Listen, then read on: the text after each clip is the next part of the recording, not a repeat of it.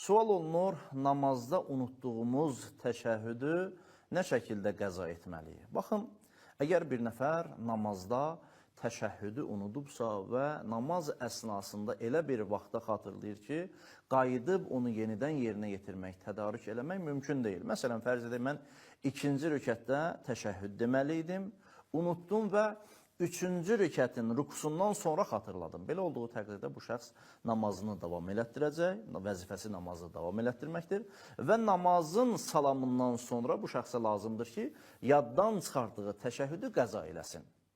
Və təşəhhüdü namazda azaltdığı üçün bu şəxsə lazımdır ki, həmin o təşəhhüdün qəzasından dərhal sonra da səcdə-i səhv yerinə yetirsin. Məsələn, fərz edək ki, bu şəkildə mən namazda bir təşəhhüdü unutmuşam.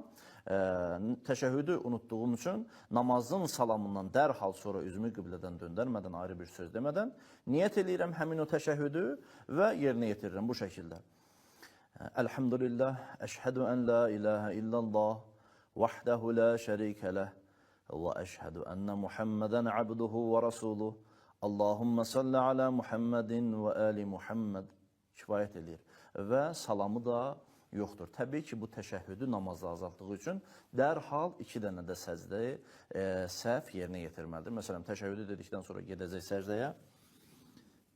Bismillah və billah, əssəlamu aleykə əyyuhən nəbiyyü və rəhmətullahi və bərəkatuhu. Allahu Ekber. Bismillah ve billah. Esselamu aleyke eyyühen nebiyyü ve rahmetullahi ve berekatuhu. Allahu Ekber. Elhamdülillah. Eşhedü en la ilahe illallah vahdehu la şerike leh. Ve eşhedü enne Muhammeden abduhu ve rasuluh. Allahümme salli ala Muhammedin ve ali Muhammed. Esselamu aleykum ve rahmetullahi ve berekatuhu. Demək, bizim cavabımız bundan ibarət oldu ki, əgər bir nəfər təşəhhüdü yaddan çıxarıbsa, namazın salamından dərhal sonra həmin təşəhhüdü yerinə yetirəcək və təşəhhüdü namazda azaltdığı üçün səcdə-i səhvi də dərhal yerinə yetirməlidir.